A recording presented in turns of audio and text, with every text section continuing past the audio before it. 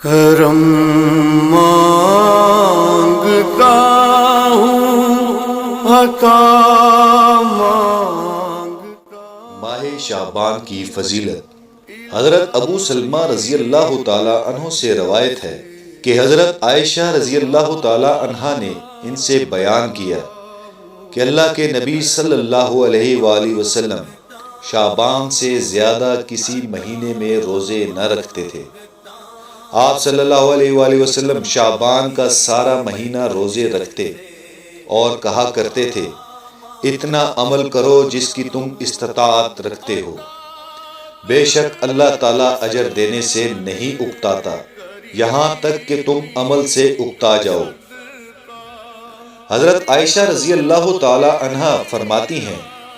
کہ اللہ کے رسول صلی اللہ علیہ وآلہ وسلم کو سب مہینوں میں سے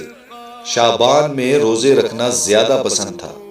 حضرت ابو ہریرہ رضی اللہ تعالی عنہ فرماتے ہیں کہ اللہ کے رسول صلی اللہ علیہ وآلہ وسلم نے فرمایا، جب نصف شعبان باقی رہ جائے یعنی نصف شعبان گزر جائے تو روزہ نہ رکھو۔ حضرت انس رضی اللہ تعالی عنہ سے روایت ہے کہ اللہ کے رسول صلی اللہ علیہ وآلہ وسلم سے سوال کیا گیا کہ رمضان کے بعد کون سا روزہ افضل ہے، تو آپ صلی اللہ علیہ وآلہ وسلم نے فرمایا شعبان۔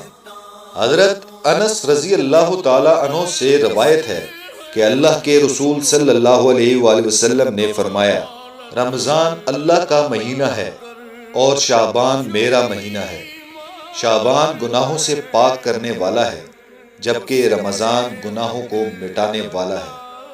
حضرت اسامہ رضی اللہ تعالی عنہ سے روایت ہے کہ رسول اللہ صلی اللہ علیہ وآلہ وسلم نے فرمایا، شعبان ماہ رجب اور ماہ رمضان کے درمیان میں ایک ایسا مہینہ ہے کہ جس سے لوگ غافل رہتے ہیں، حالانکہ اس میں لوگوں کے اعمال اوپر اٹھائے جاتے ہیں، اور میں یہ بات پسند کرتا ہوں کہ میرے اعمال اس حال میں اوپر اٹھائے جائیں کہ میں روزے کی حالت میں ہوں۔ حضرت عائشہ رضی اللہ تعالی عنہا سے روایت ہے کہ اللہ کے رسول صلی اللہ علیہ وآلہ وسلم شعبان کا سارا مہینہ روزہ رکھتے تھے۔ وہ کہتی ہیں کہ میں نے عرض کیا، اے اللہ کے رسول صلی اللہ علیہ وآلہ وسلم، آپ سب مہینوں میں سے شعبان کے مہینے میں روزہ رکھنا زیادہ پسند کرتے ہیں، تو آپ صلی اللہ علیہ وآلہ وسلم نے فرمایا، اللہ تعالیٰ اس مہینے میں اس سال مرنے والوں کے نام لکھ دیتے ہیں، اور مجھے یہ بات پسند ہے کہ میری موت کے بارے میں جب فیصلہ کیا جائے تو میں روزے کی حالت میں ہوں۔ حضرت انس رضی اللہ تعالی عنہ سے روایت ہے، شعبان کو شعبان اس لیے کہتے ہیں کیونکہ اس مہینے میں روزہ رکھنے والے کے لیے مختلف قسم کی بہت ساری بھلائیاں جمع ہوتی رہتی ہیں یہاں تک کہ وہ جنت میں داخل ہو جائے۔ حضرت معاذ بن جبل رضی اللہ تعالی عنہ اللہ کے رسول صلی اللہ علیہ وآلہ وسلم سے روایت کرتے ہیں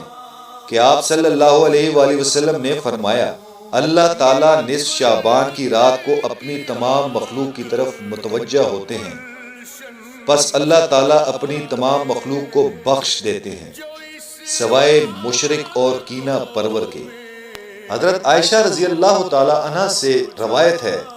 کہ جب نصف شعبان کی رات ہوتی تو اللہ تعالیٰ کلب قبیلے کے بکریوں سے زیادہ گناہوں کو معاف کرتے ہیں۔ حضرت عائشہ رضی اللہ تعالی عنہ سے روایت ہے، اللہ تعالیٰ نصف شعبان کی رات کو اپنے بندوں کی طرف متوجہ ہوتے ہیں، پس استغفار کرنے والوں کو بخش دیتے ہیں اور رحم طلب کرنے والوں پر رحم کرتے ہیں اور اہل بغض کو ان کی حالت پر چھوڑ دیتے ہیں۔ میں تجھ سے دعا